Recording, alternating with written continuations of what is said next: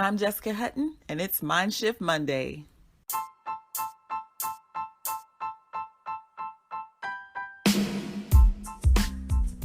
Welcome to the Own Your Singleness podcast. Today is Monday, and on Mondays, we focus on shifting our mindsets concerning love, sex, dating, relationships, and life in general. Our goal is to challenge you to renew your mind so that you can change your behavior, create the life of your dreams, and prepare for true love. If you're ready, let's shift. Get busy about your Father's business. I was just listening to a YouTube video by a woman named Dr. Rhonda Mays, and she was talking about don't focus on the weight, and she emphasized how Ruth and Rahab and Adam and all these people were doing work. They were doing what God calls them to do before they met their spouse. And instantly I was stirred up in myself. I'm like, that's exactly it. Purpose positions you. Purpose positions you. Whatever it is that God has called you to do, whatever you feel compelled to do, the gifts, the talents, the skills, the opportunities, the time that is afforded to you, you are supposed to be a good steward of that thing, not so you can get the thing that you've been hoping for, not so that you can get the spouse, but because purpose positions you to receive all that God has for you. That purpose positions you to receive the spiritual blessings. Purpose positions you to experience more of God. Purpose positions you for greater opportunities. Purpose positions you for an increase in wealth and wisdom and knowledge and understanding. Purpose positions you to meet the person that God has approved and affirmed to be your spouse.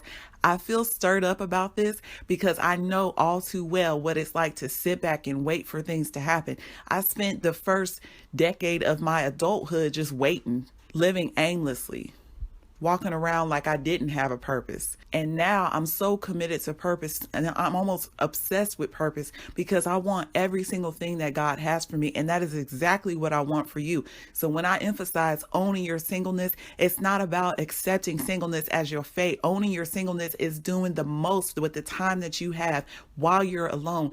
Owning your singleness is about being wholeheartedly devoted to the Lord. Owning your singleness is about seizing opportunities, creating opportunities, being a good steward of your finances, taking good care of your health, nurturing the quality of life that you have, increasing your life satisfaction, increasing your well-being. Owning your singleness is about thanking God that He has allowed you to have this time to thrive, to become the best version of you, the version that He ordained you to be from the beginning. And I feel so stirred up about it because it's like, it's exactly it.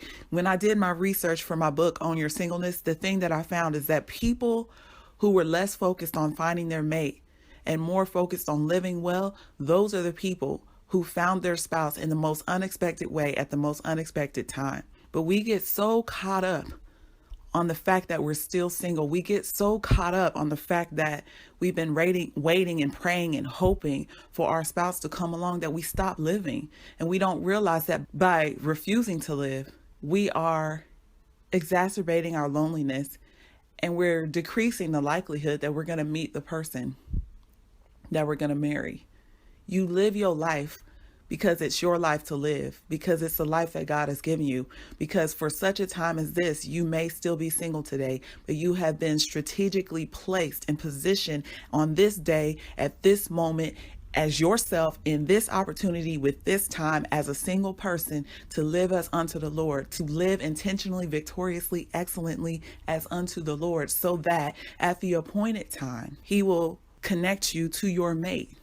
While you doing you, while you living your life, while you're going about your routine, while you're being a good steward of everything that God has given you to do, at that time, you, like Ruth, you, like Adam, you, like Esther, you, like Rebecca, will come across your spouse in an unexpected way, at an unexpected time, because all you did was steward what God has given you. And so my challenge for you today is to just steward your time well. Whatever it is that you have on your to-do list, conquer it.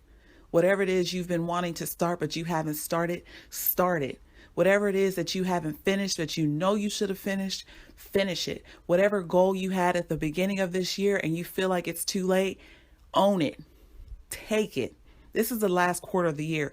All the business people are talking about you cannot shrink back in the last quarter of the year. They're saying if you have products and services, you need to promote them like crazy. You need to put yourself out there. You need to achieve your business goals. How much more than your life? How much more than taking ownership of your time, taking ownership of your resources, taking ownership of your finances, taking ownership of your relationships? How much more than owning your purpose, walking it out, living in purpose, living on purpose, living intentionally, victoriously, and excellently as unto the Lord, because He's given you this life for such a time as this. I am stirred up about it. Don't focus on the wait.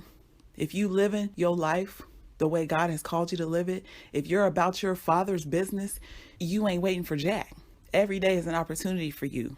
Every day you anticipate great things happening because you're walking in your purpose.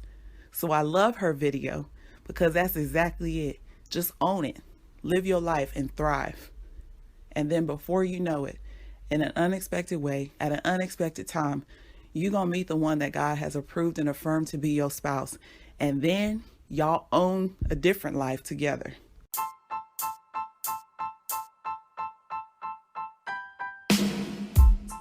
Thank you for tuning in with me today on the Own Your Singleness podcast. My name is Jessica Ann Hutton. Whether this is your first time or if you're coming back for more, I encourage you to subscribe to the podcast so you can listen to some great content, have fun, laugh a little, learn, and just feel empowered to live and love well. It would also help if you left a review. I invite you to go wherever you're listening to this episode and leave us a comment and review the show. Tell me what you love about the episode, or better yet, tell me what you want to hear more about in the future. And then finally, if you'd like to receive daily inspiration, encouragement, and strategies to live and love well, and if you're eager to connect with people who are on a similar journey, then join